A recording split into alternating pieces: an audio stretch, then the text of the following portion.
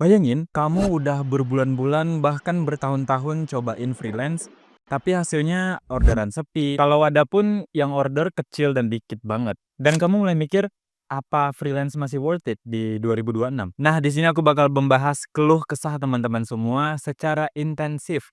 Di video ini aku bakal bahas 4 poin yang nantinya aku bakal bedah satu-satu plus minus dari platform freelance yang sangat terkenal dan juga potensi dan ancamannya nanti di tahun 2026. Oke, aku bakal ceritain gimana awal mulanya aku mulai terjun di freelance online ini, guys. Yang mau skip bisa skip di menit yang ini ya. Jadi aku mulai freelance waktu zaman Covid pas aku kuliah. Aku bekerja sebagai video editor, modal laptop doang dan aku ngerjainnya di kos-kosan, guys. Nah, kayak banyak orang, aku juga ngetes platform freelance mana yang bagus buat aku buat cari cuan tambahan. Dapetin pengalaman buat portfolio, ya pokoknya buat dapat pengalaman kerja beneran deh. Dan akhirnya aku cobain 2 platform freelance yang paling terkenal saat itu, bahkan mungkin sampai sekarang, yaitu Fiverr dan juga Upwork. Dua-duanya punya ekosistem yang beda banget dan jujur nih, cara mainnya juga sangat-sangat berbeda, guys. Nah, setelah aku coba 2 platform tersebut, ternyata dari salah satunya ada platform yang masih aku gunain sampai sekarang. Jadi stay tune untuk videonya.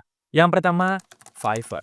Jadi Fiverr adalah platform freelance yang berbasis gig, yang artinya kita pasang toko seperti online shopping, kayak online shopping yang ijo-ijo, yang oren-oren, ya you know lah. Kita juga nentuin paket harganya setiap jasa yang kita kasih klien, dan kita menunggu orang datang untuk membeli. Yang pertama, bagi aku Fiverr itu gampang banget buat pemula. Karena daftarnya gratis, buat akun gratis, dan kamu tinggal create yang namanya gig, yaitu jasa yang akan kamu jual kepada klien. Nah, kalau ada klien yang cari dan ketemu gig kamu, ya mereka bakal order. Terus Fiverr ini juga cocok banget untuk jasa yang cepat, kayak misalnya desain atau mungkin seperti video editing dan sejenisnya lah. Nah, tapi minusnya Fiverr ini juga lumayan banyak berdasarkan pengalaman aku. Yang pertama, persaingan global yang sangat-sangat ketat. Gig kamu atau toko kamu bisa aja ada di halaman 70 ketika kalian mencari.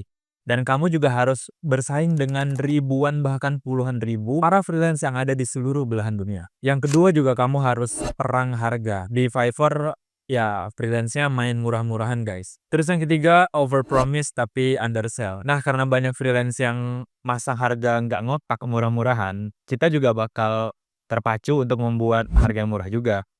Tapi dengan fitur yang lebih banyak. Ya otomatis ini bakalan nyedot waktu kamu dengan harga dan orderan yang nggak sesuai lah. Terus di sini main Fiverr itu artinya kita lumayan pasif. Ya kalau misalnya nggak ada orang yang search atau nggak ada yang order, kita nggak dapat cuan sama sekali. Dan yang terakhir bagi aku, ini Fiverr kurang untuk skill yang menengah ke atas. Karena Fiverr ini berbasis proyek dan biasanya hanya sekali order dan frekuensinya itu cepat banget, jadi jarang banget ada kerjaan long term di Fiverr. Jadi kembali lagi buat aku pribadi, Fiverr itu cocok banget buat kamu para pemula yang mau belajar dan yang mau buat portfolio yang bagus, tapi nggak sustainable atau nggak berkelanjutan bagi kamu yang ingin terus grow. Platform kedua, Upwork. Nah, berbeda dengan Fiverr, Upwork itu sistemnya proposal based. Artinya kita quote and quote menjemput bola atau menjemput klien. Nah, jadi sistemnya gini. Kamu pertama search kerjaan apa yang kira-kira sesuai dengan skill kamu.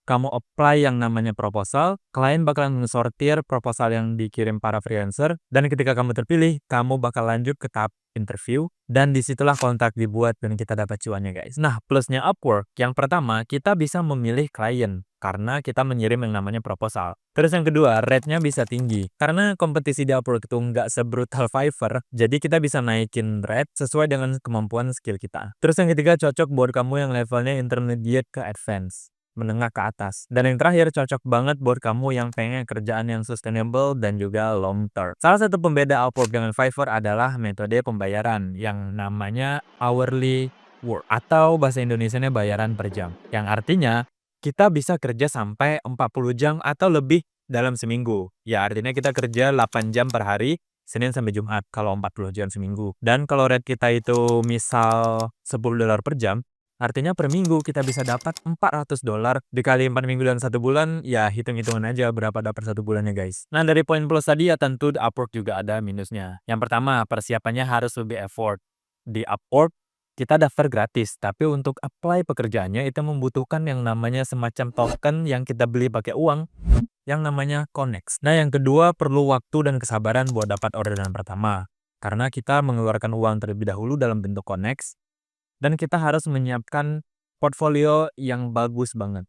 Masuk ke poin ketiga, pilihan platform freelance pribadi aku. Oke, mungkin ini segmen yang sangat ditunggu-tunggu ya guys. Setelah mencoba dua-duanya, aku pribadi memilih platform freelance Upwork. Nah, aku sendiri sebagai video editor merasa Upwork itu cocok buat aku karena beberapa alasan. Yang pertama, lebih sesuai untuk pekerjaan kompleks dan rate-nya sesuai dengan semakin kompleks pekerjaannya. Proyek-proyek kayak long form video, kayak ngedit video YouTube, motion graphics, dan sejenisnya, itu rata-rata gajinya jauh lebih tinggi di Upwork. Terus kedua, lebih memungkinkan buat dapat klien jangka panjang. Di Fiverr, dari pengalaman pribadi aku, klien itu cuman mau sekali kerjasama, nggak ada lebih dari 1 tahun lah gitu. Sedangkan di Upwork, banyak banget klien yang mau bayar bulanan seperti pekerja kantoran pada umumnya. Dan ya alhamdulillahnya aku sampai sekarang masih kerja remote di Upwork pembayarannya di salah satu agensi yang berbasis di Australia. Dengan bayaran per jam dan udah jalan setahun lebih guys. Jadi prosesnya aku mulai sebagai pemula di Fiverr. Aku bahkan nggak tahu apa itu Upwork awal mulanya. Nah setelah aku dapat orderan di Fiverr dan juga membuat portfolio yang bagus, barulah aku mulai buat akun di Upwork, dan dari situ aku mulai apply pelan-pelan proposal ke klien-klien. Dan sampai sekarang aku udah dapat lebih dari 500 juta di profil akun Upwork aku. Masuk ke segmen terakhir, apakah freelance di 2026 masih worth it? Jawaban singkatnya, yes, masih worth it guys. Jadi di sini aku kasih 2 alasan.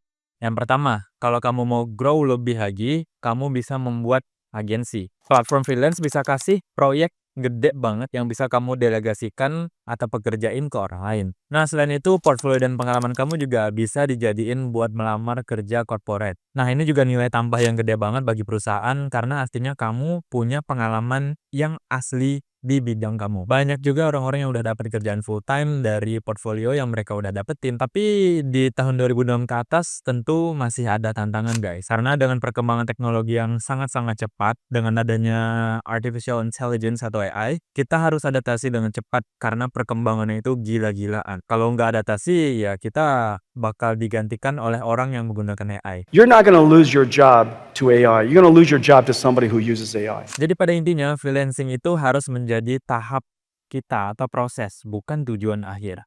Oke, itu dia jadi pembahasan videonya, dimulai dari platform freelance yang pernah aku gunain, plus minus dari Fiverr dan juga Upwork, dan apakah freelance masih worth it di tahun 2026. Kalau kamu masih ada pertanyaan dan atau ada request lagi nih soal-soal freelance, remote work, dan self-growth, tulis di kolom komentar, dan jangan lupa like, subscribe, dan share video ini, mana tahu yang lain membutuhkan. Oke, thank you all for today, see you in the next video.